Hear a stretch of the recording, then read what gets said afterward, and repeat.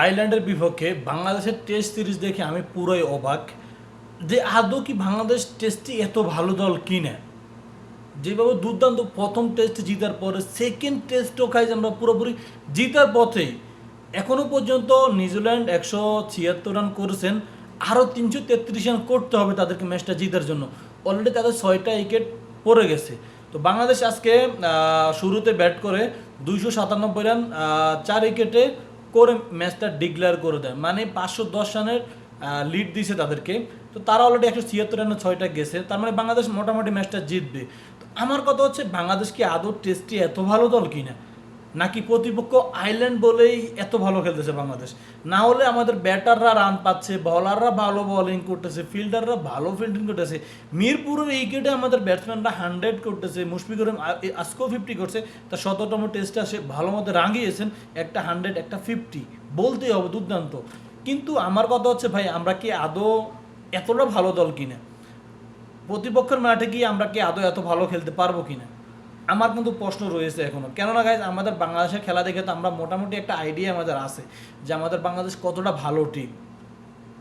কিন্তু আজকের এই দুইটা টেস্ট ম্যাচ দেখে আমি মানে কিছুটা অবাকই হচ্ছে যে বাংলাদেশ আদৌ কি ভালো খেলা শুরু করছে কিনা।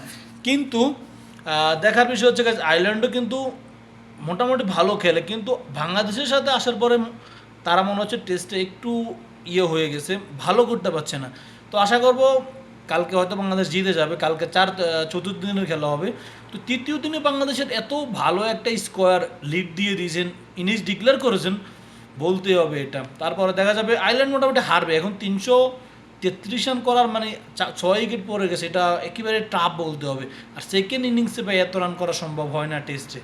তারপরে বলবো ভালো শুরু, কিন্তু ভালো দেখা যাক বাংলাদেশ এই জয়ের ধারাটা যদি ধরে রাখতে পারে। তাদের সাথে বোধহয় T20 সিরিজ রয়েছে, ওইটা তো বাংলাদেশকে ভালো করতে হবে, তাহলে বোঝা যাবে যে বাংলাদেশের ব্যাটিং ইউনিট ভালো করতেছে, বলাররা ভালো করতেছে, বলাররা এমনিতে ভালো করতেছে, দুর্দান্ত করতেছে।